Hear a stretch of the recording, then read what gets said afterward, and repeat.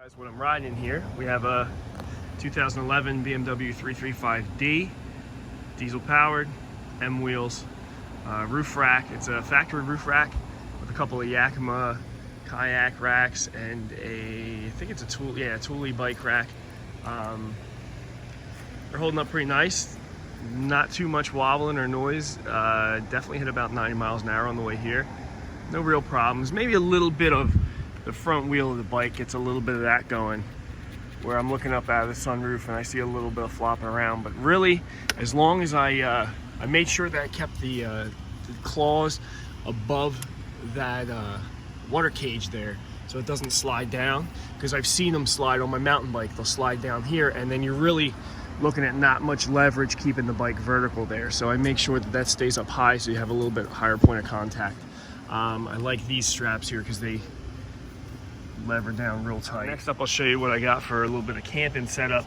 Got these mesh fabric window screen type things here. A little bird dirt on there.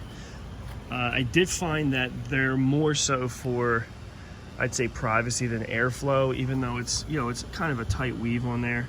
It's not quite like a window screen. So even last night I had both the windows rolled down all the way, and it's still getting a little stuffy in the car, a little warm. And it was below 70 degrees last night, and it still felt, it's probably closer to 80 inside the car because of my body heat and all that. But you know, it's, like I said, good for privacy. I do have tinted windows. However, when you have them rolled down to get some airflow, that still hides it so people can't, you know, they walk by on the sidewalk. Oh, you know what else? This car does have the, let me take that off and show you. There you go, blacked out windows. They're pretty dark, limo tint dark. And this car does have retractable screens inside. I just felt like they weren't enough for privacy. I want something that went all the way to the edge and covered up all the corners here where you see these kind of like leave a gap. So I want something to cover the whole door, give me some airflow. I think I'll keep looking for another option, maybe something with a looser weave. But moving on to the inside, you can see I've got seats folded down. Zoom out here, I got the seats folded down. I got a pillow, and my sleeping bag goes all the way to the back. I have an air mattress under there. I did bring with me a big chunk of memory foam. I used it last time I camped in the car. It is rolled up in the front seat. It's just a little too thick with the air mattress underneath too. When I had both of them, I had a hard time laying on my side underneath the rear deck there. It gets a little tight. So last night I did just the air mattress. Tonight I might do just the memory foam again, because there's a little bit of a ridge between where the seats fold down and the trunk starts. It's a little sloped, and there's a little bit of a, like where the hinge is, there's a gap. So I'll try the memory foam tonight, give me a little more cushioning, see if I don't feel that. But again, this car has the same thing with the power rear screen. It has a privacy screen. So the windows are tinted, plus I have that up. It's pretty well blacked out at nighttime. I did get a screen that goes on top. It's like a magnetic hoop with a same kind of mesh fabric that goes on the sunroof there if you leave it open at night, and then maybe you'll get some more airflow, the heat coming up and out, pulling some cool air through the windows. But it was raining last night. I didn't get a chance to try that. Raining pretty hard, actually, to the point where my kayak filled up with buckets of water. I went to take it off the rack and I could barely lift it, so I had to lean it back and make sure it got some more out of the drain hole before I took it off the rack. And then as far as basic supplies, let's see, I've got 12 volt powered fan that I can run off the cigarette lighter adapter.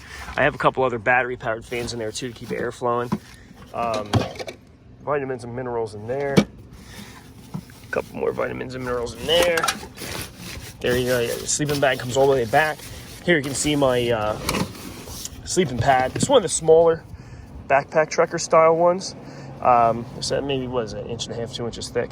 It's okay, but it's still, I have my old floor mats here, but I still feel that gap between the seats there. So I'm gonna try the memory foam tonight. Overall, it's pretty comfortable. I got maybe just a little bit of a bend in my knees when I sleep.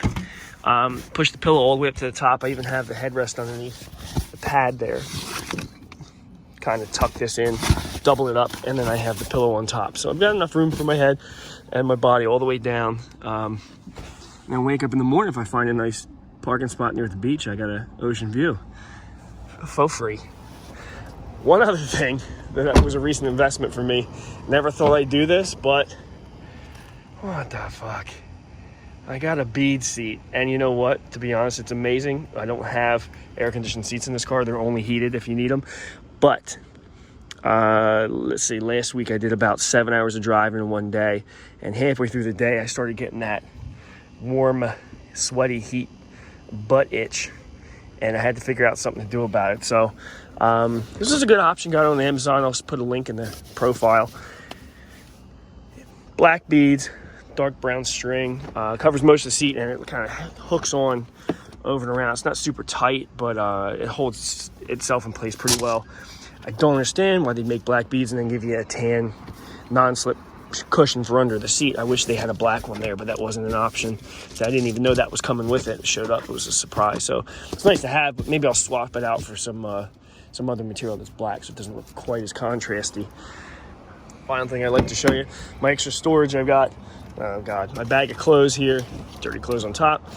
Came back from the bar late last night. I didn't really have time to pack it up. I got my helmet. Man, I'm at the beach and nobody was wearing bike helmets while they were riding, but I made sure I did because I also have these little fuzzy things right here. They kind of go over your ear and buffer out a bit of the wind noise so you can enjoy the ocean breeze and the seagulls and all that beautiful stuff that we came to the beach for. I tried riding first thing in the morning, and there's just, like I said, there's a breeze coming all the time on shore. So there's always wind noise in your ears. You get these things. I actually had an idea to invent these about 10 years ago. Sat on it way too long. They popped up on Amazon, so somebody's making $1 million off them. But they do work. I'd say at least 60-70% of the wind noise gets reduced. So if you wear headphones even, you can hear the music a lot more clear. So pretty sweet idea there. More fans. I brought a couple fans, left them all charged up. I hang them up on those the grab handles there so they blow some air in at night. And then tuck my beach chair there. Soaking wet shirt from walking home from the bar in the pouring rain last night. But when you gotta go, you gotta go. You ain't got time to wait for the weather when this fat bitch is trying to dance with you. My problem, not yours. That's the end there. I wanted to show you what I had. Hope you enjoyed it. One other thing I'd like to mention about the car, it's the 2011 BMW 335D. This particular one's about 160,000 miles. Deleted and tuned for the last 4,000 or 5,000 miles. It's fucking fantastic. Probably one of the fastest cars I ever drove. I used to have a Corvette, used to have an El Camino with a 350 in it. I've had a Camaro. I ride motorcycles all the time. This thing really puts your head back in the headrest. And I did just take a long drive to Nashville, Tennessee. That's where most of this soot comes from. But I'm at the beach right now. I'll wash it when I get home. Get that salt air and salt water off of it. Either way, this car has been fantastic. I've had it since about January. It's July now. I really enjoy it, man. I put the wheels on it when I got it. It had a little bit of damage on the bumper, damage on the front and the side skirt here. Something I'll clean up eventually. Killer deal on the thing. I think I got it for like $6,800 already with the delete and tune and all the little extras that go along with that. No swirl flaps. Everything DPF delete, SCR's cleaned out and re-welded. Bigger intercooler on it. Probably a couple other things too, but premium sound on it. Has those retractable curtains in the windows. Base seats, not sport seats, base steering wheel. I put the M wheels on it. Got those from a guy in Philly for $800 with brand new run flats on them. Run flats, like everybody said, they're pretty terrible. So a lot of road noise. They're very stiff. I'm really surprised in the last couple of months I haven't bent a rim. I hit some serious potholes in Philadelphia that I really cringed when they bounced because I really thought I did some damage. But so far they're holding good. I'll burn these up on some miles, and then I think definitely next time, knowing that I know how to like repair motorcycle tires and change tires and do all that myself, I'll definitely go with regular, not run flat tires, and bring a patch kit and a pump in the trunk. I actually do have a pump in my trunk right now, but who don't want a pump in the trunk, you know what I'm saying? To be honest, there's another feature in my camping setup here that I wanted to show you guys, because these gosh damn cars don't run power to their auxiliary outlets when they're not running, and you can't charge your phone if the car is off. You can't do anything with power. So what I have here, bunch of bullshit. No, what I have here is a motorcycle battery in a battery box with my Garmin, which is battery's dead, a couple of charging fans, and I got a 12-volt converter in here. Just had to do that, and the extra batteries for the iPhone, little battery packs. But I had to do that because I'm camping for a couple days with this vehicle, and I wanted to make sure that, you know, if the intoxication got me and I wasn't paying attention to what I was doing, I had somewhere to plug my phone in and contact my friends or anybody the next day, make sure I could charge up my phones, charge up my fans. So what I do is I usually just run this motorcycle battery at home on the trickle charger and throw it in the car or the truck when I'm going somewhere. It also comes in handy at home when my kids want to blow up their inner tubes for the pool. So I get a little 12-volt pump off of it too. But yeah, one of the only downsides I've seen in this car is that you can't get 12-volt power out of it unless it's in accessory mode. So once the car is all the way powered off, can't run anything off the accessory power. So that was my solution.